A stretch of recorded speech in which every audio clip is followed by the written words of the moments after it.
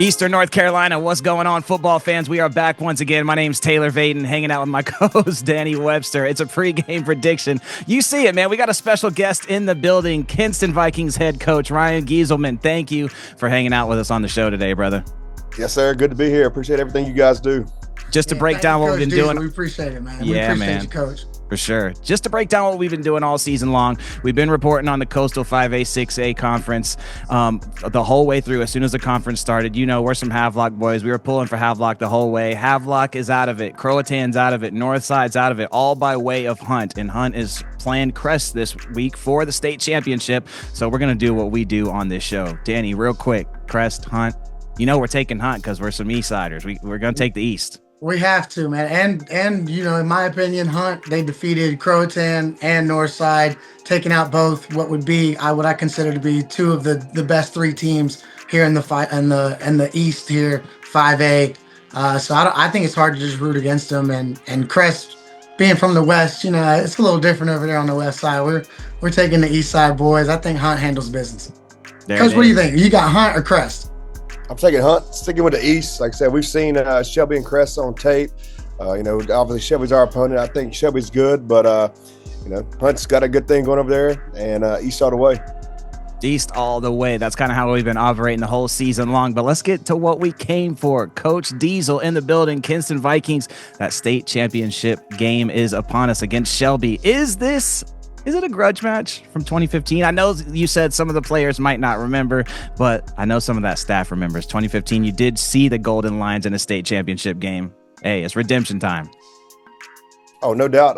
Like I said, it's been talked about. Like, you know, that we got 4 guys on our staff that were players in during that time, and then we have 4 or 5 coaches that were part of that coaching staff. And there's definitely a bitter taste, and it's been talked about, and it's a driving force for the week on top of every other, you know, just, you know, playing for the state championship and wanting to win on Saturday. And so I look forward to the opportunity to get that taste out of our mouth. Man, that's definitely a culture right there that doesn't forget. You have 8 or 9 guys who are on the unit and remember that kind of game. That's got to spill over into the players and the preparation that goes. So, you know, really excited about how that plays out for you guys. It's got to be exciting because, A, you're the winningest coach in Lenoir County history. I had to shout that out. I just had to do it. Winningest coach in Lenoir County history. Now, listen, this is going to be Kinston High School's first state championship in football ever if you win. So that's also got to light a flame as well. Oh, yeah. To bring one back to the city is huge. It's definitely a goal. And like I said, you know, we tell our seniors all the time, you're writing your legacy right now, and you're going to be rooting for your senior year. And what better way to go out on top than bringing the first one back to Kinston High School and in the city of Kinston in the sport of football. And they always say the first one's the toughest too. So we'll, you know, I know you guys have had a lot of adversity this year, a lot of close games.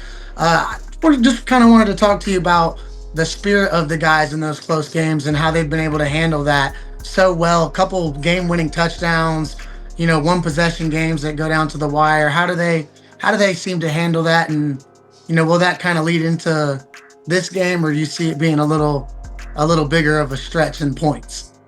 Yeah, I mean, we've been, you know, road warriors. So that's one thing we've had to weather, you know, just to travel, which, you know, we got to travel again on Saturday, which will be fine.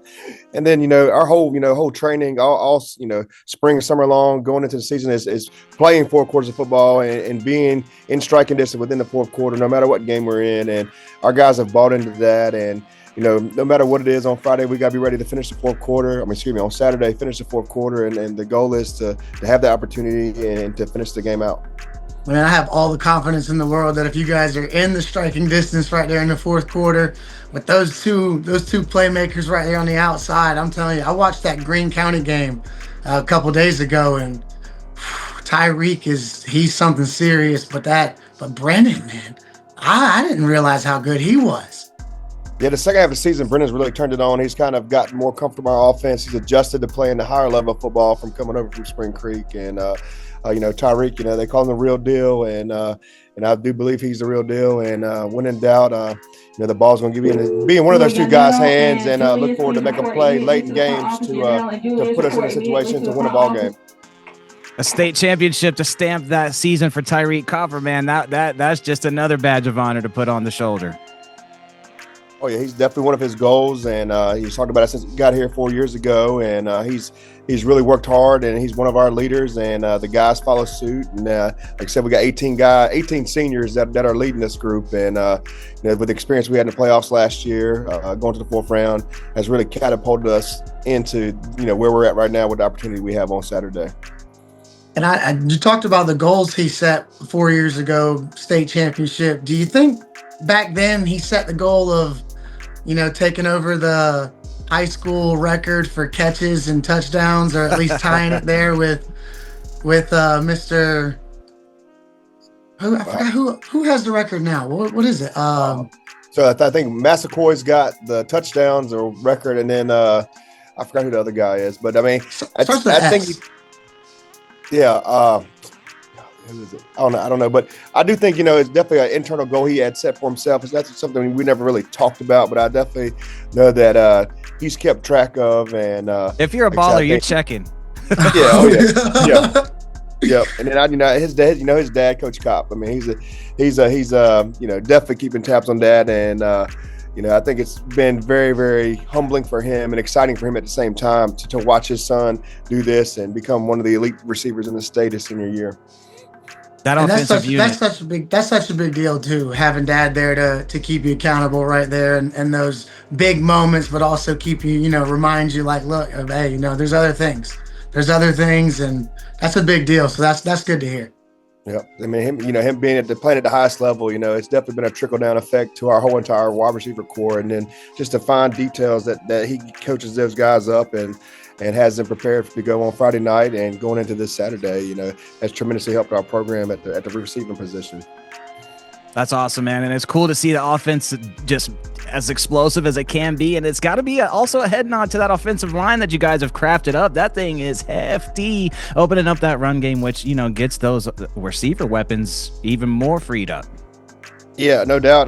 We made some adjustments right there towards the second half of the Green Central game, and from then on, it's been full steam ahead. And they've really come together and settled in that group, because we've kept that group together since that moment. And like I said, they're allowed for a lot of passing, a lot of yards, a lot of touchdowns, but also our run games come to play here lately, and that's been big in the playoffs to be able to control the clock and finish the game and just control, like I said, go back to controlling the clock. And like I said, they scored some touchdowns as well. Just Wiggins and LJ Sumter, and even Tyler Jones, the quarterbacks, got involved in the run game.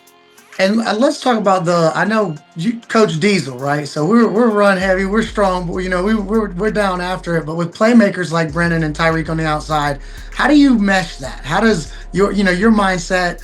Let's go after him, let's go at him. But having those guys, you really don't have a choice but to get them involved. How does that work for you?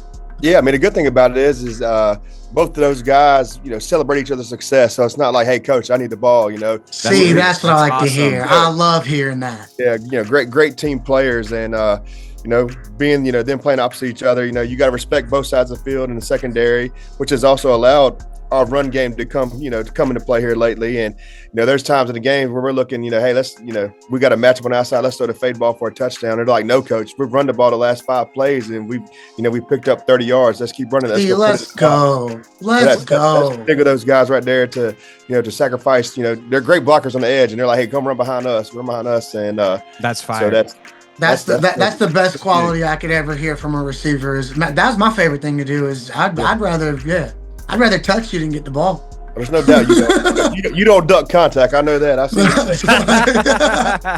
Yes, sir. So, going into the state championship game, we all know what's on the line. You know how important it is for the city of Kinston, Lenoir County, and beyond, man. So, what is the locker room talk? What's being said this week? Is it just keep handling business? Is there anything special? Is there any sort of mind state you're putting on the boys, or is it just let's get this thing done? Let's just get things done. It's a business-like approach. I mean, there's, it's the same game they played since they were 4 years old, 5 years old. It's still football at the end of the day. It's a different venue.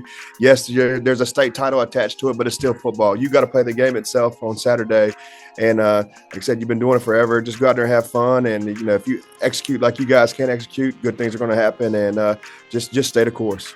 I love it. That block out the noise is such a big deal, especially for the players when they, they're used to playing in front of a certain, like you said, the venue change is huge. When you walk into a stadium like that for the first time, it feels like You know, it's different and it's hard to keep your focus on the business, on the approach, on the game when you're looking out and you see triple, quadruple the amount of fans. You know, there's TVs. You know, that's a big deal for those players. So that's that'll be cool. I'm glad to hear that. You know, they're going to keep that football mindset on and tell them block out that noise and go get it done, man. Coach, we're rooting for you, man.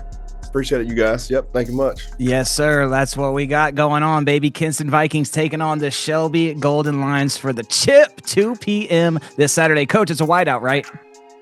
Yes, sir. Yep, definitely. We're wearing all white as our uniform, and we encourage all of our fans to wear white and come support the Vikings. Come support the Vikings, man. It's going to be a game for the ages. We're rooting for you, like Danny said. And look, with the fire that y'all got lit, Danny, I think the decision's easy. Who you taking, man? Kinston or Shelby? I'm taking Kinston, man. We're taking the Vikings to bring it home. Don't even ask. It's not even a question. Let's go. East side up. East side up, man. My name's Taylor Vaden. I've been hanging out with my brother, my co-host, Danny Webster. Coach Ryan Gieselman, thank you for popping in the show, man. Good luck this weekend. Many blessings to you and the team. Let's go get it done. Yes, sir. Thank you, guys. Greatly appreciate it. All y'all do, too. Thank you. No sweat, man. Appreciate you, brother. Danny, what do we tell him, man? Man, hey, Coach Diesel, this is what I want you to tell him tomorrow. Tell him we'll see you in the end zone. Hey, straight like that. Yes, sir. That sounds good. We'll do it. I want to say one more thing before we get out of here, man. Big shout out to Jason Bryant for making this possible, man. Thank you for connecting us with Coach. And, man, we see you, brother. Thank you. Absolutely. Thank you.